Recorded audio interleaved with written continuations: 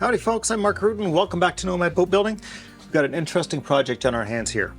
This is an Acorn dinghy built at the Cowichan Bay Maritime Centre. This is one of the boats that is the result of their traditional Lapstrake boat building course. Now this is the same course that I teach there. I've built a couple of these so far with the centre. I did not build this one though. This one would have been built under the guidance of Eric Sandilands. This boat was actually into this shop a couple of years ago. At that time, I repaired a bunch of the planks. We gave the interior a fresh coat of paint and the customer took care of the rest of it. And maybe you'll remember this dinghy from my video on how to strike a water line. This is the boat that we did that on. Anyhow, I got a call from the customer. This boat has been sitting in storage out in her yard for the last little while, and she discovered there's some cracked planks as a result of that storage that we need to deal with. I think the primary reason for this is that this is basically stored in the direct sun. And previously this boat had been living in the water for the bulk of its life. So these are not good combinations. At the very least, if you're going to pull a traditional boat out of the water and store it out of the water for a while, you want to store it in a cool place that is not too bone dry, preferably with a lot of ventilation around it. You don't want to put a plastic bag over it like a tarp or anything like that, at least not tightly. You know, if you got to drape one over loosely, that's okay. But this was stored essentially where direct sun can pound down onto it, and we'll see the results of that when I flip this over. Now this boat represents two unique repair challenges, so we're going to tackle this in two separate videos. Now let's start with the simpler one, which is fitting some splines or Dutchmen over the cracks on the port side. Before we do that, you got to check this out. Is that not a beauty? I'm hoping this is no longer a viable wasp nest.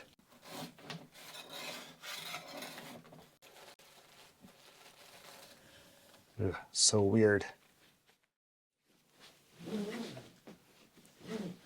I was looking for better ways to roll these things. So I haven't quite determined exactly how I'm going to fix this yet. There are some methods that I am inclined to use that would be sort of my default, but you know, every boat's a little different. Every repair demands a slightly different approach. This one's got some challenges for sure. And so those challenges is what makes me unsure as to exactly what my approach is going to be. It's going to be one of those rolls. It's a bit of a gong show, I can tell. A little bit of a gong show. Worry is always about your straps slipping off the end.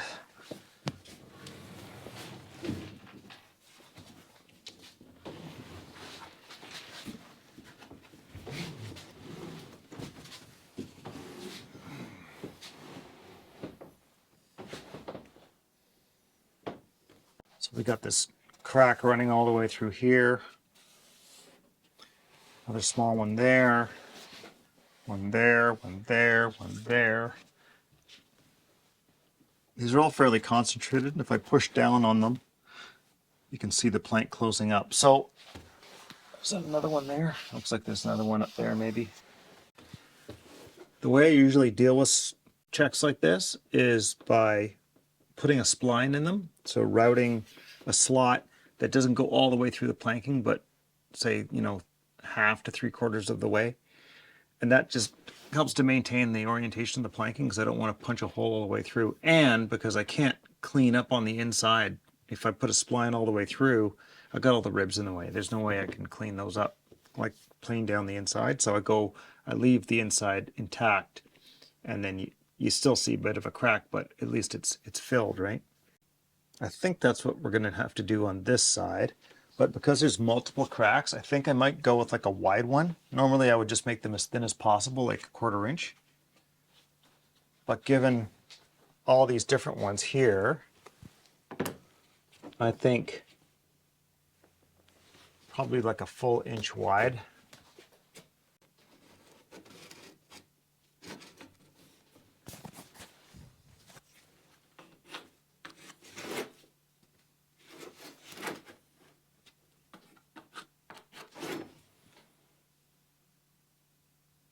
Yeah, 1 inch wide. That gives me like a little 1/4 inch overlap or so. I think that would be good. So we can do that all the way down here. So I think we'll make a plywood template. There's like a hairline crack here. I'm really, oh man. I'm reluctant to try and put a spline on those because they're right up against the keel, so it's really hard for me to do anything about those. I almost never do this because I'm always unsure whether or not it's the best idea. But I think what I'll do for these guys is just take my saw and open them up a tiny bit, and I think we'll just sweat some epoxy down into those. Get the heat gun on them, try and really just bring those together because they're dead tight. The reason I don't typically do that is when the cracks are open like this, I'm afraid of putting in a hard epoxy, like a big glob of epoxy, that potentially then could cause, when the planks swell, could potentially cause like a crack happening elsewhere. I mean, maybe I'm alone on this. Maybe other people would just like, oh, I need to just fill with epoxy and call it good. But I've always gone with the Dutchman spline idea, and I haven't had that ever kind of fail on me, so I'm inclined to stick with that. And that way I can control the orientation of the grain and of the spline too. I'll usually make it vertical grain so it's not going to swell laterally. It's only going to swell vertically, and that won't put any pressure on the planks. All right, I've cut a couple of strips to be the main body of my template. Now I'm going to make some ends to fill in the ends. I'm going to put a scarf on them so that I can have proper kind of scarf taper at the ends of these splines.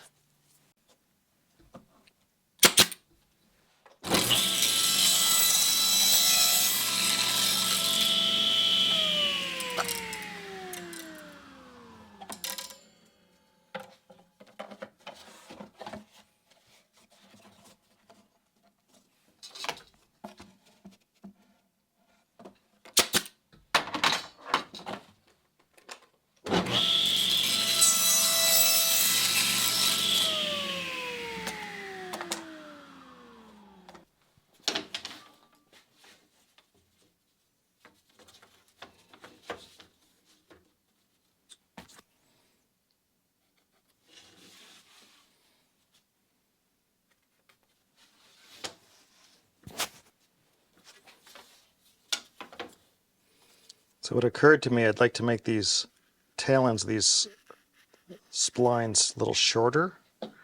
So all I'm basically doing is making a bird's mouth scarf or a bird's mouth tail on it by having the angle or having the length of it by making it like a bird's mouth. I'm not sure if that makes any sense. It'll be clear in a moment. I'm essentially creating this template in two halves, and then I'll connect the two halves together to give us our finished shape.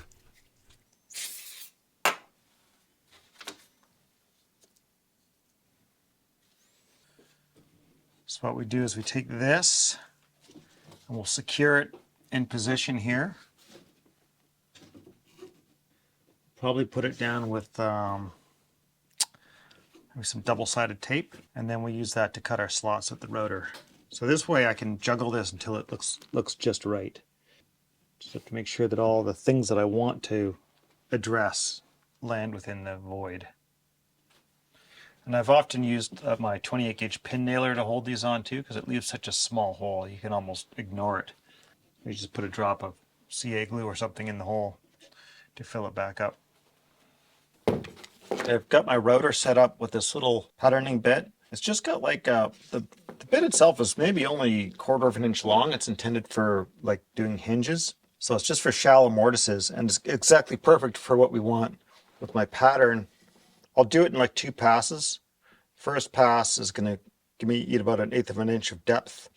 And this planking is usually on the thin side is the way these boats were getting built, like 5/16 or so. So I'm going to be careful not to go all the way through. So we're going to leave a little bit on the inside, and that's just so that the spline that we put in has got something to bottom out on. So here's our pattern. I've marked out nominally where it's going to go. So I'm going to start with some double-sided tape. So here's a little simple trick with double-sided tape. If you cut it into little parallelograms, it's about 1,000,000 times easier to peel the backing away. The backing, when you do it in, just cut it straight across the tape, for some reason it's just, I don't know, the paper just doesn't want to peel back easily. And I've found when you just have this skewed angle, it's just easier to tease the corner off and peel back the tape. So that's what I'm doing. I'm going to put a few pieces on here along the way. And I think I'm probably going to use just a few pin nails as well, because I'd hate to have the pattern suddenly decide to shift while I'm cutting. So probably just a couple of them, one at either end, maybe to just be 100% sure the pattern doesn't go anywhere. And when I did the splines on the outside of this, I didn't bother with making a pattern like this. I just used a batten and used the edge of the router running along that batten. And so that's what I'm just doing, a 1/4 inch deep spline or a 1/4 inch wide spline. That's kind of easier to do. Or if I'm doing any spline that's just the same width as the router bit, I'll do it that way.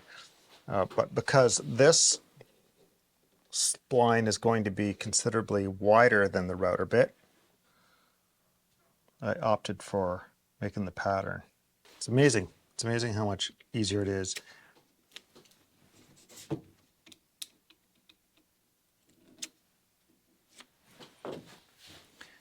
Those of you who know. What I wish I had, and I don't have any on hand, is double-sided masking tape. I think I can get it from Uline. I just believe it was kind of like one of those things where you had to buy several rolls to get it, and cheapskate stopped me from doing it. Okay. We want to make sure we're several inches beyond our split, just to make sure we're getting a good result. And I'm joggling this around so that I cover all the splits here. Don't worry too much about necessarily being in line with the grain of the planking, because I can't see it underneath. But yeah, see, the twist here is such that I think I'm going to have to pin this down in order to get it to stay put. And what I should be doing is checking that it's actually 1 inch wide in the middle and not splaying out. Yeah, that's good. Perfect. Yeah. Now, this tape is not going to hang on its own. I'm going to have to pin it. These pins are only going into the planking maybe about 1/8 of an inch.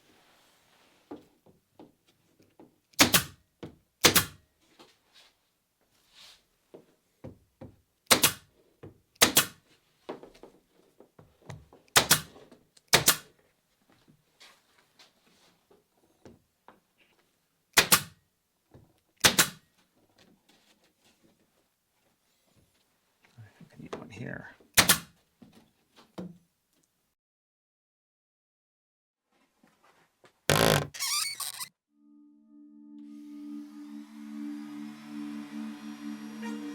If you're liking these videos, you can support me by giving me a thumbs up, throwing me a couple of bucks with super thanks, subscribing to the channel, turning on notifications, and of course, you can join me over on Patreon. Find links in the corner or down in the description.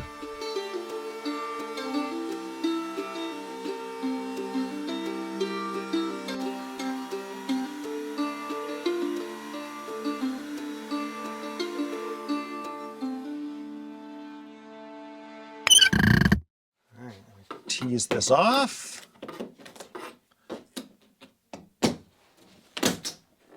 That looks pretty good.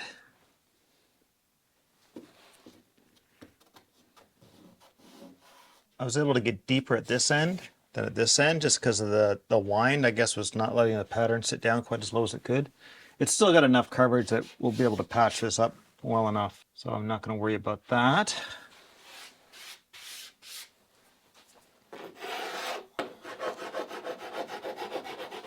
There's this other fine crack here. I don't know know that I can even get in there effectively. It's the downside of this technique is you're limited to where the router can reach. Yeah, even if I wanted to, I can't get the router into that spot. It's a pretty tight crack.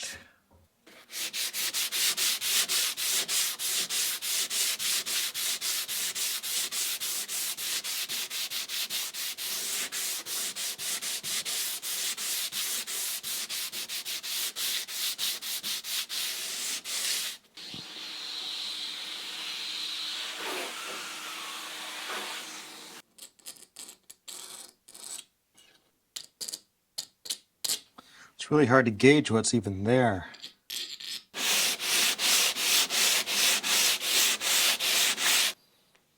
Okay, well, given how tight this one is and given the limited financial resources on this job, I think we'll just go with flooding this one with unthickened epoxy.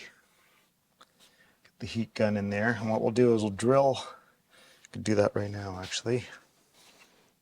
Zoom in on this crack.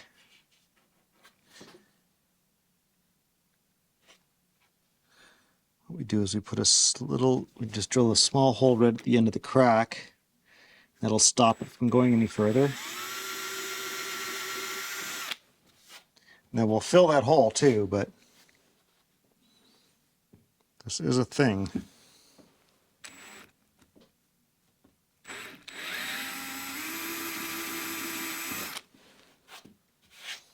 I can't even tell if there's even a crack here. It looks like this is already filled with something. Maybe it's just paint and stuff like that. I'm not going to try and reef it out because it doesn't look very reefable. But I am going to try and flood some unthickened epoxy into these areas. But this little hole I drilled, we'll just put a tiny little cedar plug in there. Just a drop of glue. Just popped it in real gentle.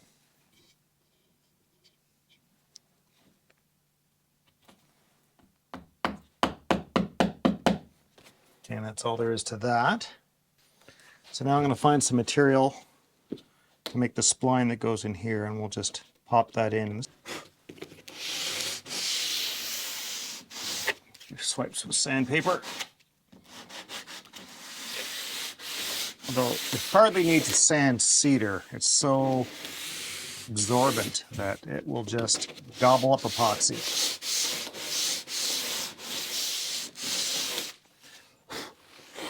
Tail end of these guys, I'm going to leave them round because I think that's going to make for a better result than if I tried to make them pointy. So we'll just leave those the way they are. Let's go find some spline material. Okay, I found some cedar here that looks like it's roughly the same quality as what's there. It's a bit darker, it doesn't matter. Grain orientation is the same. Grain density is the same, so it'll be a good fit.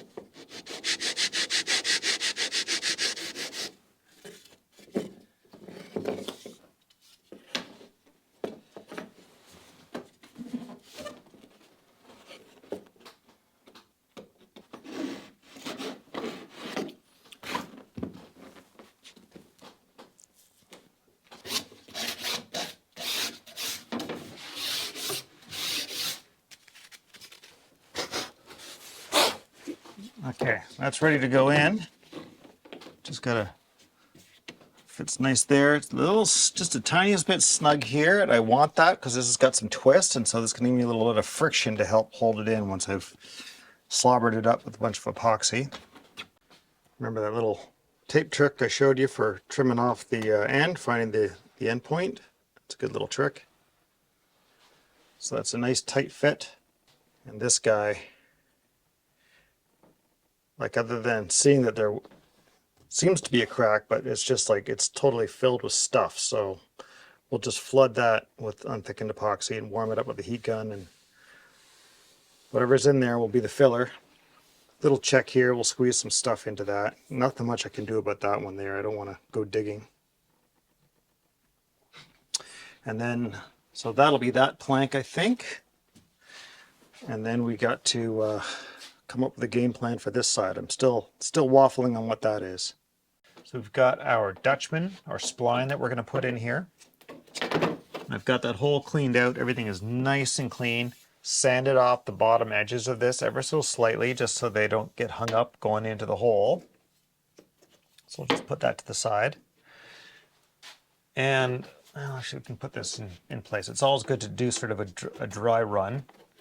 So this end kind of fits in there fairly snug. This end springs up a little bit.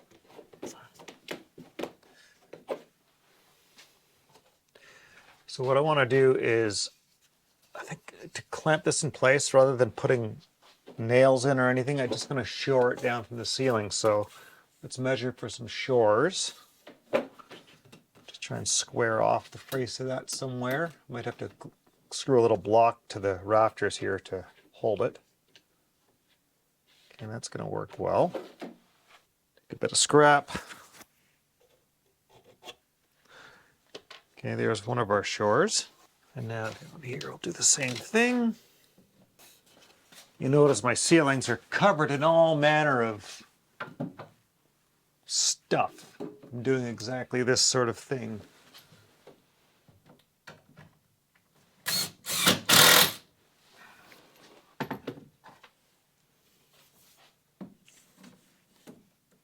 There we go, that'll work. Something like that. Cut this other stick down to that length.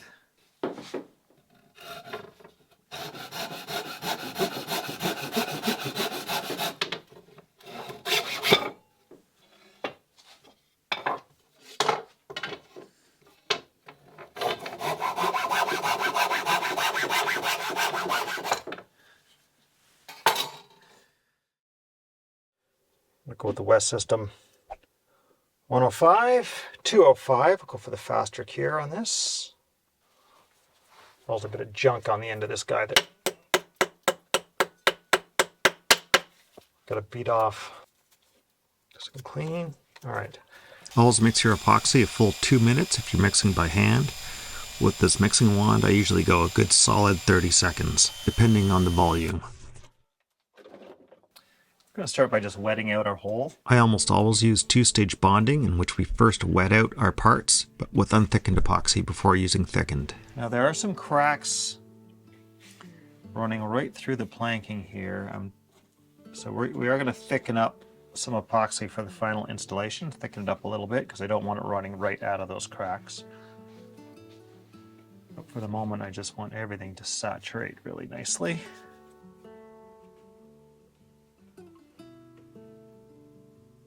Okay, and then we have this little maybe crack.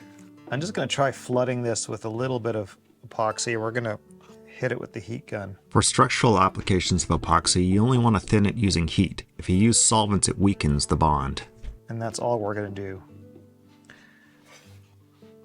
because honestly I can't even tell if there's a real crack there or if it's already been filled. Maybe I filled it before, I can't remember. So with that taken up, I think I'll wet this out too, especially that end grain,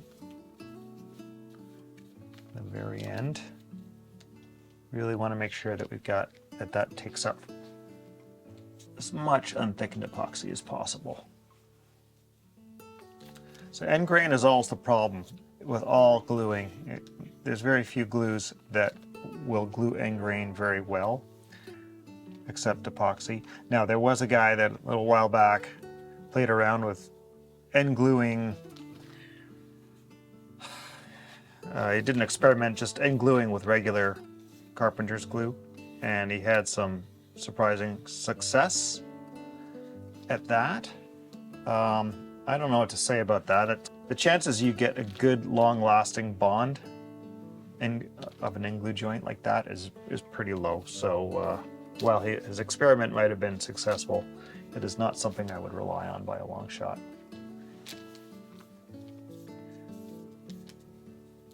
This is one of the reasons that miter joints don't glue very well, why they're prone to breaking apart, is because you get a lot of wood movement across a miter, and that can break the joint fairly easily, and it is basically an end grain joint. It's a one-to-one joint, I guess, one-to-one miter, so that's like it's so close to a butt joint is kind of ridiculous. Whereas a scarf joint, we'd shoot for a much longer ratio of 6, 8, 10, 12, 20 to 1, depending on the application. While a short 45-degree joint might be perfectly acceptable in the world of furniture making and house carpentry, it is not considered to be very useful in the world of boat building. And there aren't that many occasions where you find a miter joint in boat building. Actually, it's quite rare. Okay, so that's looking good. Make sure there's no junk in that hole. Okay, I think I'm going to add a little thickener to this then. We're just going to use the standard 406 colloidal silica, anti-sag as it's sometimes referred to. Don't need very much because we've already used some of this epoxy. I can feel my pot already warming up because it's a pretty hot day. So I just want a sort of a wet mix here. Too dry and it might fight me to actually fit the Dutchman into the hole. Okay. That's mostly because there's just a couple little spots around the edge at the ends here where the joint isn't 100% tight. And so you definitely want to make sure those fill. So as you can see, I'm really just kind of painting it on just like I did the last batch. I'm not worried about a massive amount of volume because I don't think I need it. I do, however, want to make sure that I get some down into these couple of cracks that are a little more open than the others.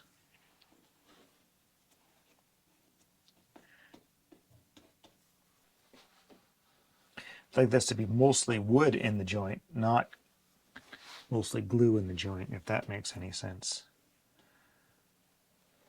Okay, so that looks pretty good. And I'm just going to put a little dribble out.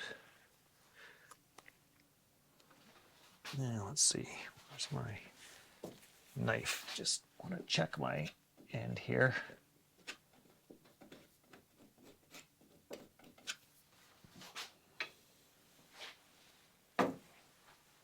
Hit this with the heat gun a little.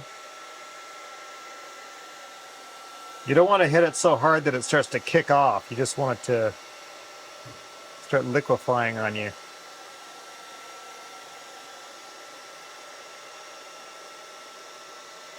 Yeah, I don't see it wicking down into a joint, which suggests to me that there isn't really a hole there, just sort of sitting on the surface.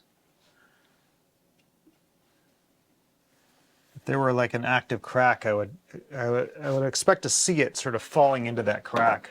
especially since it's been sitting there for a few moments. Just going to throw a little squeeze out onto this other crack up here. Still have to trowel that in, but I'm just going to get it while it's sitting in the pot here. Okay, let's throw our Dutchman in, the tight end.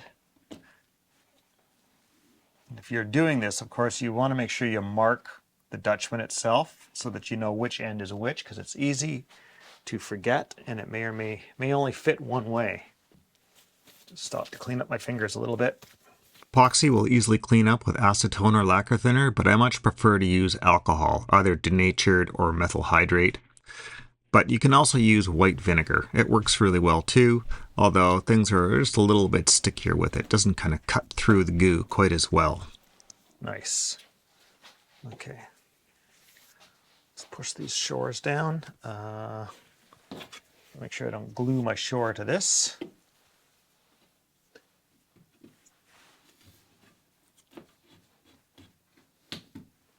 Now the other one.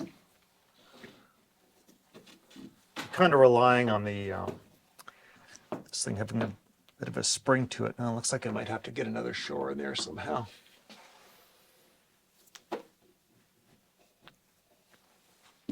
You'll note the whole thing is a little bit proud too, because the idea is that we'll plane this down flush after it's all set. I should probably get another couple shores happening in the middle because it's kind of wanting to wind out a little bit. In the instrument world, these are referred to as go bars. People will have what's called a go bar deck, which is like essentially a box with the top and the bottom and no sides that you stick a guitar top into, and you use it for gluing braces in and things. Problem is this got a flexible surface here, and so things, you push one spot down and another spot loosens up.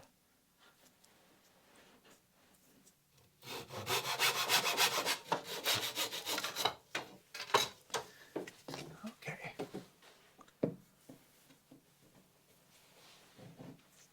There we go. That was the ticket. Just do a little quick cleanup here. I don't want to do too clean a cleanup on this particular job because the potential for this cedar to start kind of sucking the joint dry because it's such absorbent stuff. So we want to leave just a little bit of squeeze out here and there just to get wicked back in, just in case. So just pulling off like heavy globs that will make it difficult to do the tidy up later on. And leaving the rest. Okay, yeah, and this whole bit that I coated before, it looks like it's not pulling in anything. So we'll just clean that up. I'm going to leave just a little on the surface though, just in case. Just sand that back a little bit afterwards, or scrape it back. And then the last bit is our little crack that's a little bit heavier here.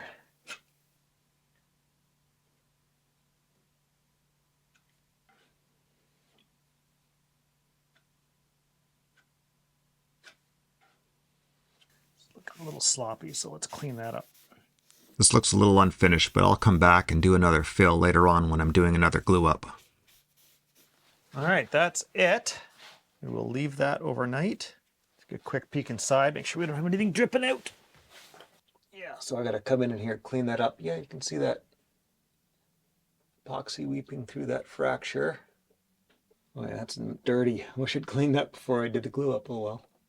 Normally I would have cleaned this whole thing out a few days before starting the repair so it has time to dry and stuff, but this repair is on a budget and that budget precludes me from taking the time to clean it because it does take some time. You'll spend an hour or more cleaning the thing out properly. Okay, I think that's all I can do.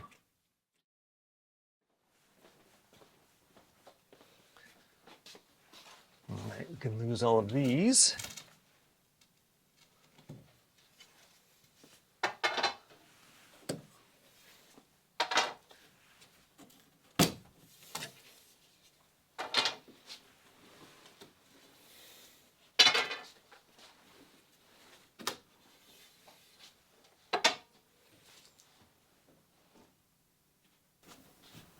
So that looks pretty good.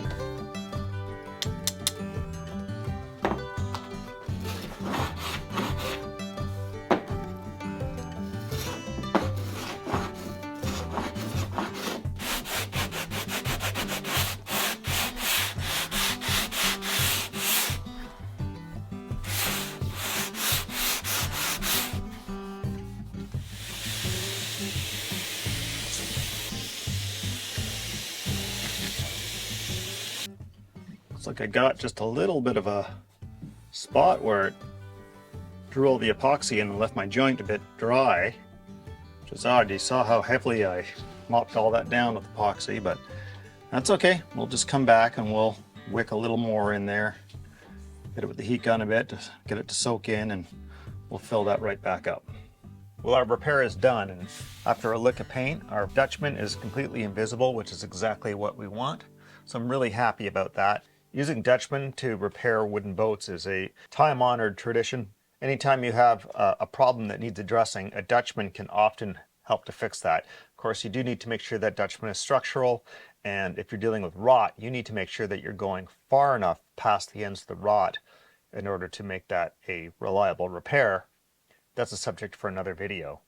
If you have a hairline crack and it's absolutely tight, I'm sure you could get away with just flooding unthickened epoxy into it and have it be just fine.